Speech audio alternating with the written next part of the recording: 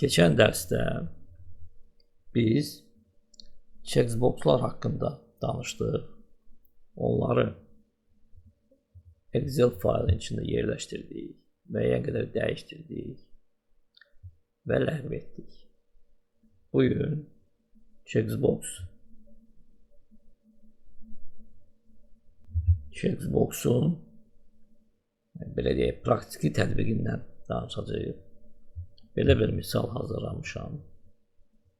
Bu malların adlarıdır, sayıdır, qiymətidir və ümumi məbləğdir. Yəni say vurulur qiymətə və belə məbləğ alır. Məsələ belədir. Burada checkboxlar yaradacağıq və checkboxlarda belə deyək, quş qoyanda bu o deməkdir ki, mal satılıb və satılan malın belə deyək, rəngi dəyişəcək. Ya rəngini dəyişmək olar, ya üstünə xətt çəkmək olar, ya xanaların rəngini dəyişmək olar. Gəl görək bunu necə eləyik. Birinci checkboxları burada yerləşdiririk. Kursoru qoyuruq ən yuxarıdakı sətrə. Keçirik razработчик tabına və buradan Vставить bölməsindən checkboxu seçirik. Bunu keçən dərsdə eləmişdik. Bir dənə belə checkbox yaradırıq. Sözü yığışdırırıq. Və checkboxu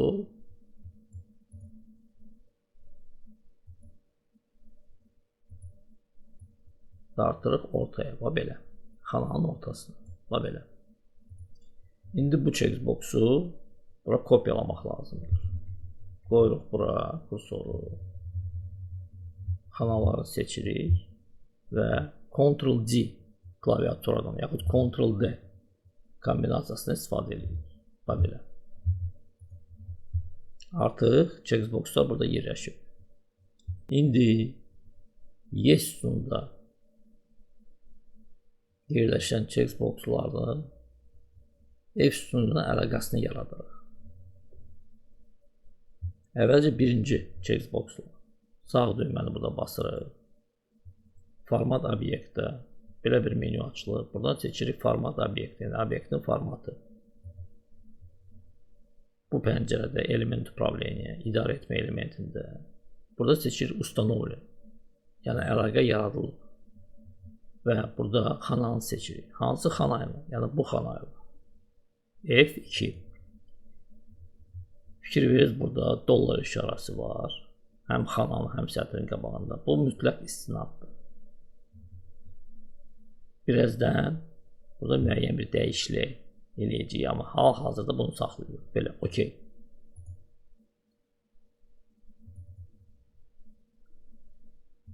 Göz burada artıq quş durub, yəni quş varsa yazır istina, quş yoxdursa yazır loj. Yəni istina həqiqətdir, loj yalandır. Yəni belə olanda bizdə, birazdan onu eləyəcəyik. Quş duranda bu, deyək ki, sətrin üstündən xətt çəkəcəyik, yaxud bu sətri qırmızı rəng edəcəyik ki, mal satılıb. İndi keçirik ikinciyə. Burada belə eləmək mümkün deyil, yəni aşağı dağıtmaq mümkün deyil. Burada quş qoysaq fikir veririz, burada məlumat dəyişir, burada isə dəyişmir. Elə eləmək mümkün deyil. Ona görə hər şeyi gərək bir-bir eləyək. Yəni bir-bir əlaqə yaradaq. Yenə də burada sağ düyməni basırıq, format obyektdə. Belə. Və burada artıq bu xananı seçirik. Okey. Bunu başqa cür də eləmək olar. Əgər belə eləmək istəmirsinizsə, bunu belə eləmək olar. Klaviaturadan Ctrl düyməsini basırsınız. Checkboxu muşqanın sol düyməsi ilə seçirsiniz. Və burada bərabər işarəsini yığırsınız. Və bu xananı basırsınız. Sonra Enter. Dördüncü checkboxu seçirik. Ctrl klaviaturadan basırıq. Muşqanın sol düyməsi bərabərdir. Və həmin xananı seçirik. Gəldi onu bir-birində mən tez eləyim.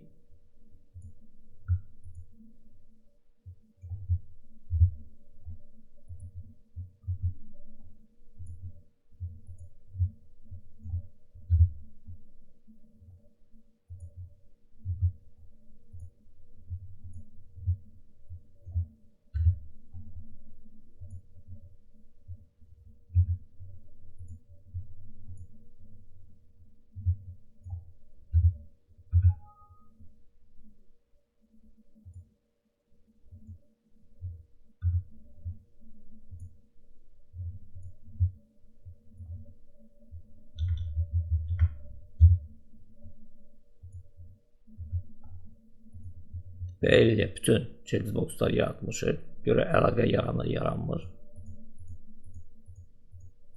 Görürsünüz, yaranır.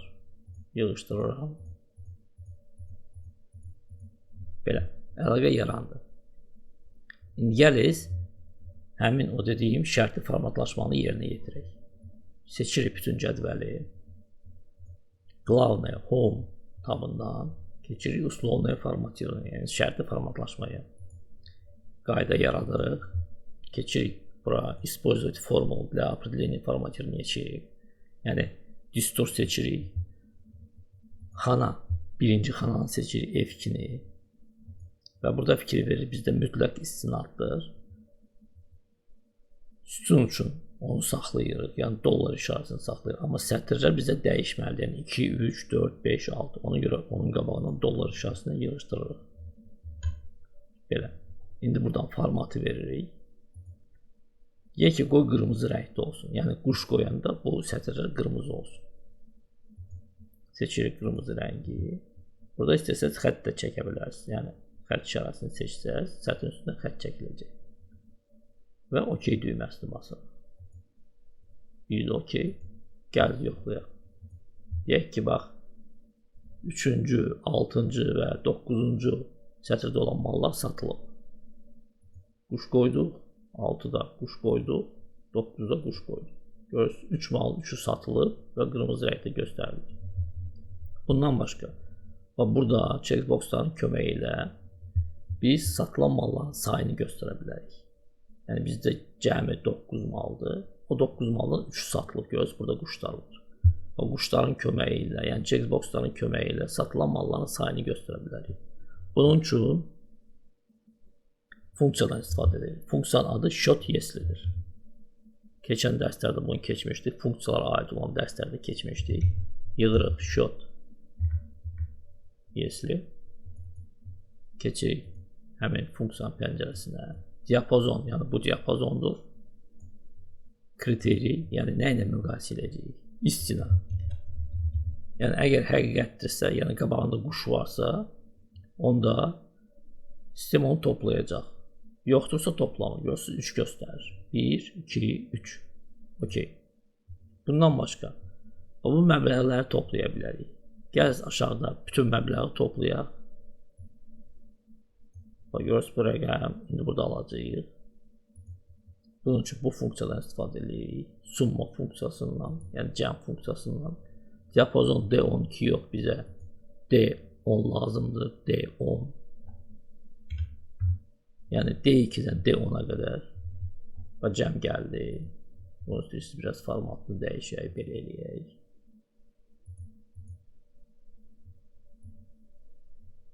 Və belə. Bu ümumi cəmdir. İndi isə satılan malların cəmini bizə tapmaq lazım. Yəni 3570, üstə gəl 2860, üstə gəl 1120. Bunun üçün aşağıdakı funksiyadan istifadə edirik. Bu olur sum yesli. Sum yesli.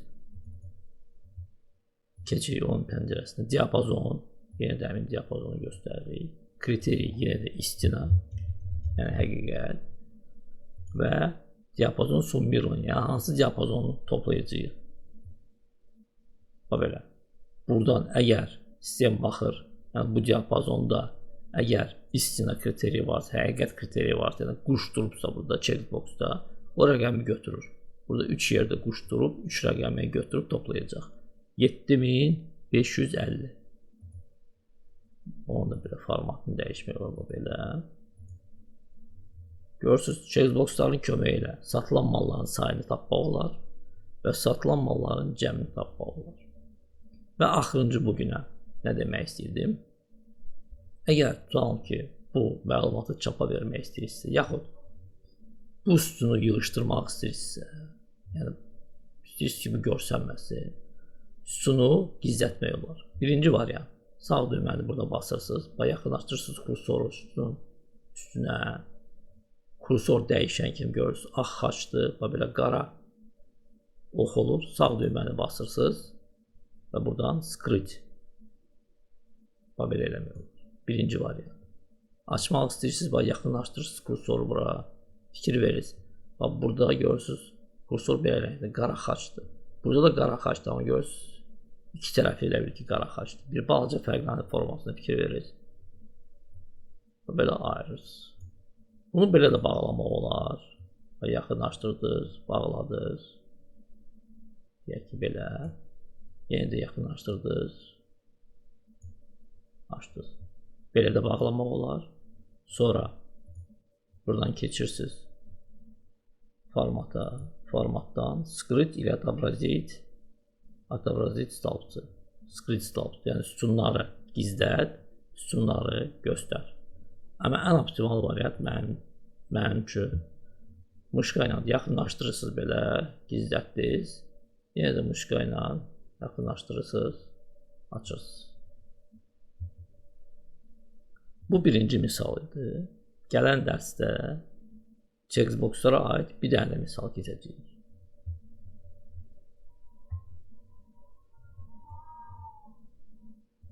Bugünə bu qədər. Təşəkkürlər.